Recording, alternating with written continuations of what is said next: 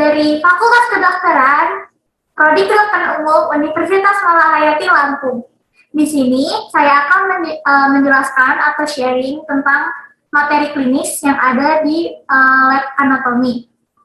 Nah, langsung saja ya ke sharing materinya. Materi yang pertama itu ada salpingitis dan materi yang kedua itu ada unicornuate uterus. Nah, yang pertama itu kita ke salpingitis dulu ya. Nah, di salpingitis itu definisinya hanya merujuk infeksi dan peradangan di saluran tuba. Hampir semua kasus salpingitis disebabkan oleh infeksi bakteri, termasuk penyakit menular seksual seperti gonore dan chlamydia. Lalu etiologi dari salpingitis itu merupakan sinonim dari penyakit radang panggul atau PID. PID ini terjadi karena sering infeksi polimikrobakterial dan sistem genitalia wanita. Ada uterus, tuba fallopi, dan ovarium, yang menyebabkan peningkatan infeksi pada daerah vagina atau serviks. Infeksi ini jarang terjadi sebelum siklus menstruasi pertama atau setelah menopause maupun selama kehamilan. Penularan yang utama terjadi melalui hubungan seksual. Tetapi bakteri juga bisa masuk ke dalam tubuh melalui prosedur kebidanan atau kandungan. Misalnya itu ada pemasangan IUD, persalinan, keguguran, aborsi, dan biopsi endometrium. Yang berikutnya itu adalah epidemiologi mengenai salpingitis. Nah, di sini dikatakan lebih dari 1 juta kasus salpingitis akut dilaporkan setiap tahun di Amerika Serikat. Namun jumlah insiden ini mungkin lebih besar karena metode pelaporan tidak lengkap dan terlalu dini. Dan bahwa banyak kasus dilaporkan pertama ketika penyakit itu telah pergi begitu jauh, telah berkembang menjadi kronis dan komplikasi. Bagi wanita yang rentang usianya 16 sampai 25 tahun, salpingitis adalah infeksi serius yang paling umum. Ini mempengaruhi sekitar 11% dari wanita usia reproduktif. Salpingitis memiliki insiden yang lebih tinggi di antara anggota kelas-kelas sosial ekonomi rendah. Namun hal ini dianggap sebagai akibat dari debut seks sebelumnya. Beberapa mitra dan kemampuan rendah untuk menerima perawatan kesehatan yang layak bukan karena faktor resiko independen untuk salpingitis. Sebagai akibat dari peningkatan resiko, karena beberapa mitra, prevalensi salpingitis tertinggi untuk orang yang berusia 15-24 tahun. Lalu patofisiologi dari salpingitis. Nah, infeksi ini biasanya berawal daripada bagian vagina dan menyebar ke bagian tuba fallopi. Infeksi dapat menyebar melalui pembuluh getah bening. Infeksi pada salah satu tuba fallopi itu biasanya menyebabkan infeksi yang lain. Pada beberapa kasus, salpingitis disebabkan oleh infeksi bakteri seperti Mycoplasma, Staphylococcus, dan Streptococcus. Selain itu juga, salpingitis dapat disebabkan oleh penyakit menular seksual seperti gonore dan chlamydia. Infeksi ini dapat terjadi sebagai berikut. Yang pertama itu ada naik dari kalsium uteri, dan yang kedua ada menjalar dari alat yang berdekatan seperti dari appendix yang meradang. Nah, hematogen terutama salpingitis tuberkulosa, salpingitis biasanya bilateral. Bakteri dapat diperkenalkan dalam berbagai cara, termasuk hubungan seksual, penyisipan sebuah IUD atau perangkat intrauterus, melalui keguguran juga, aborsi, melahirkan, dan appendicitis. Nah, berikut ini adalah faktor-faktor resiko dari salpingitis. Resiko yang pertama itu ada pada wanita yang tidak menikah, hubungan seks di usia muda, dan punya lebih dari 1 pasangan. Infeksi dapat mencapai tuba fallopi bila aliran menstruasi berbalik atau terbuka serviks saat menstruasi. Faktor lain termasuk prosedur pembedahan di mana melewati serviks, misal endometrial biopsi dan kuretase dan hysteroskopi.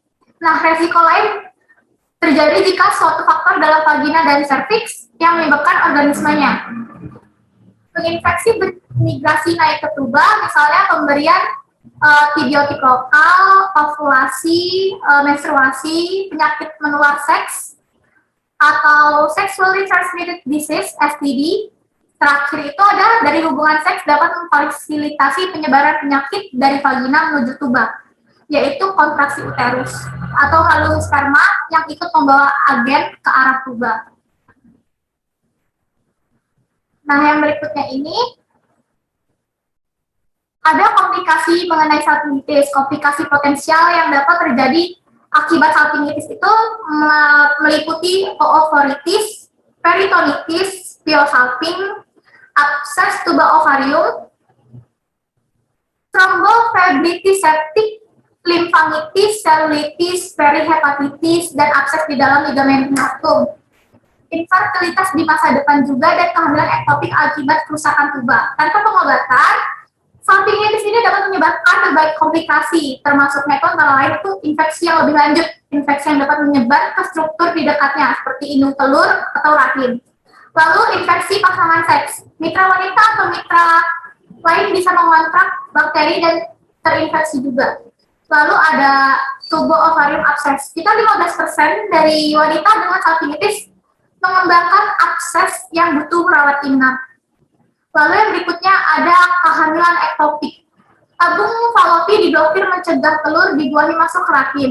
Embrio kemudian mulai tumbuh di dalam ruang terbatas dari tabung falopi. Resiko kehamilan ektopik untuk wanita dengan salpingitis sebelumnya atau bentuk lain dari penyakit radang panggul PID adalah sekitar 1 dari 20 atau 1/20.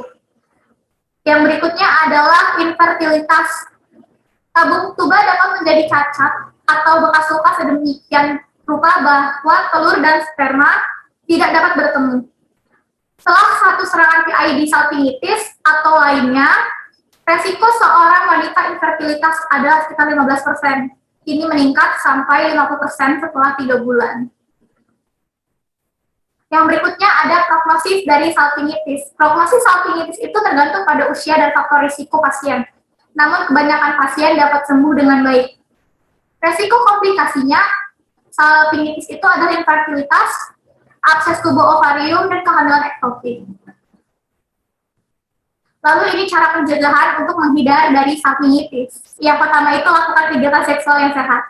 Yang kedua itu pemeriksaan kesehatan rutin pada diri Anda dan pasangan. Lakukan pemeriksaan ginekologi maupun tes infeksi menular seksual untuk mencegah gejala penyakit salpingitis maupun radang panggul ataupun penyakit lainnya. Semakin cepat penyakit dapat terdiagnosis, maka makin besar pula tingkat kesuksesan pengobatan tersebut. Yang ketiga adalah segera temui dokter jika Anda merasakan gejala radang pinggul atau infeksi menular yang tidak biasa, seperti sakit panggul berat atau perdarahan di antara periode menstruasi. Lalu yang keempat atau yang terakhir ini yang bisa dilakukan adalah saling terbuka mengenai sejarah infeksi menular seksual dengan pasangan Anda. Adalah salah satu tindakan pencegahan yang dapat menyelamatkan kesehatan bersama. Nah, yang terakhir itu adalah penata laksanaannya. Perawatan dari penyakit salpingitis ini itu dapat dilakukan melalui pemberian antibiotik sesering mungkin sampai beberapa minggu, tergantung dosis yang diberikan oleh dokter dan seberapa parah penyakit ini. Antibiotik itu biasanya dipilih sesuai dengan mikroorganismenya yang menginfeksi. Pasangan yang diajak hubungan seksual harus dievaluasi juga, di screening dan bila perlu dirawat. Untuk mencegah komplikasi, sebaiknya tidak melakukan hubungan seksual selama masih menjalani perawatan. Untuk mencegah terjadinya infeksi kembali, perawatan dapat dilakukan dengan beberapa cara. Itu yang pertama ada cara antibiotik tadi. Antibiotik ini diberikan untuk menghilangkan infeksi dengan tingkat kebersihan 85% dari kasus. Perawatan ini dengan antibiotik yang tepat efektif terhadap N. gonorrhoeae dan Trachomatis C dan organisme endogen yang tercantum di atas sangat penting untuk mencegah gejala sisa jangka panjang dari salpingitis itu sendiri. Nah, mitra seksual ini harus diperiksa dan diobati dengan tepat agar dapat sembuh dengan cepat atau dapat pulih dengan cepat juga. Nah, materi yang berikutnya itu ada unicornuate uterus atau uterus itu yang bentuknya seperti tanduk unicorn. Nah, unicornuate uterus itu adalah rahim wanita hanya berukuran setengah dari normal dan memiliki satu saluran tuba falopi.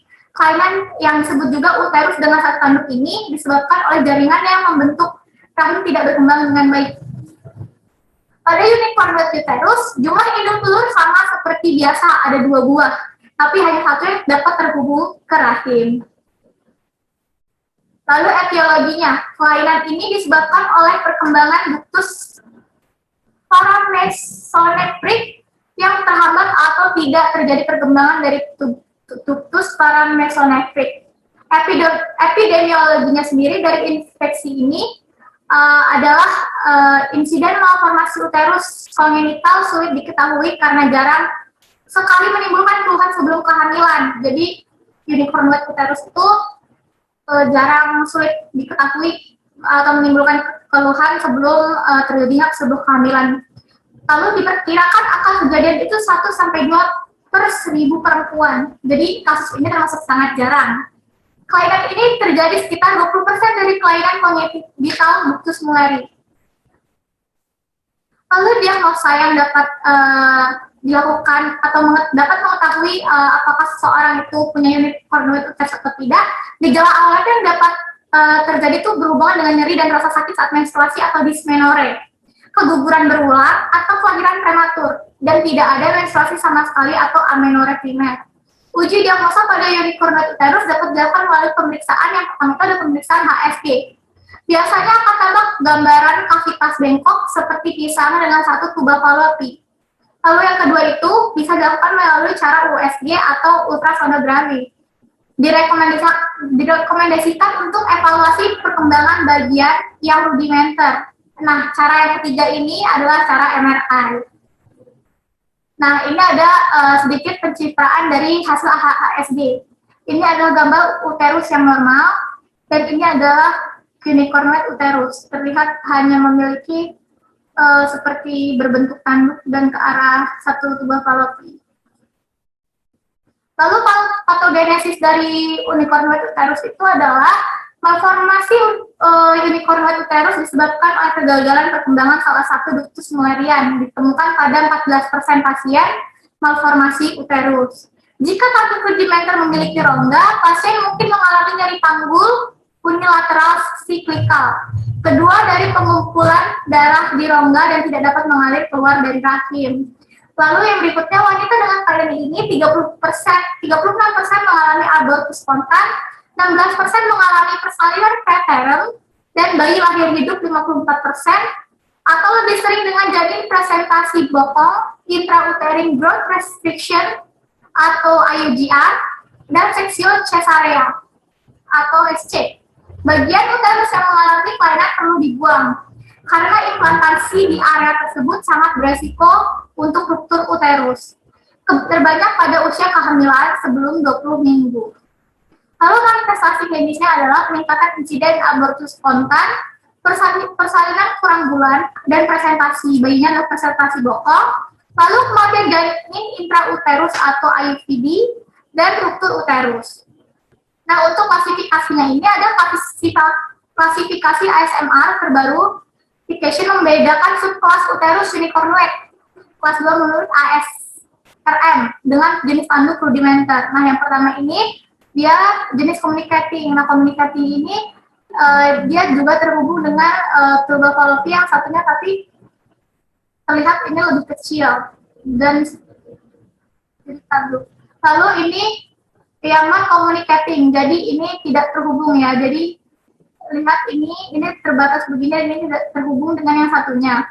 Lalu yang ini tidak memiliki rongga, jadi ini tertutup dan ini cuma terhubung ke salah satu tuba fallopi.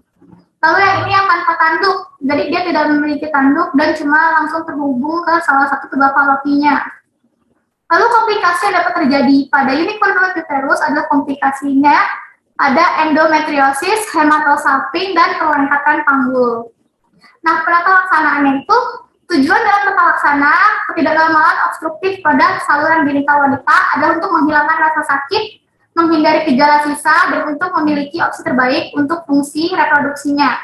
Beberapa pilihan itu termasuk pendekatan hysteroscopy untuk tata laksana obstruktif dengan menciptakan hubungan antara bagian yang sebelumnya tidak terhubung atau terkoneksi dengan laparoskopi, robotik, atau laparotomi dari bagian uterus yang terbagi. Amputasi saat tanduk yang tersumbat tidak dapat diubah dan gagal mencapai tujuan fungsional reproduksi. Nah, demikian adalah 2 materi yang dapat saya sampaikan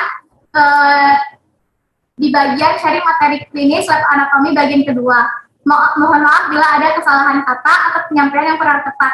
Semoga materi yang saya sampaikan dapat bermanfaat. Terima kasih semuanya sudah menonton.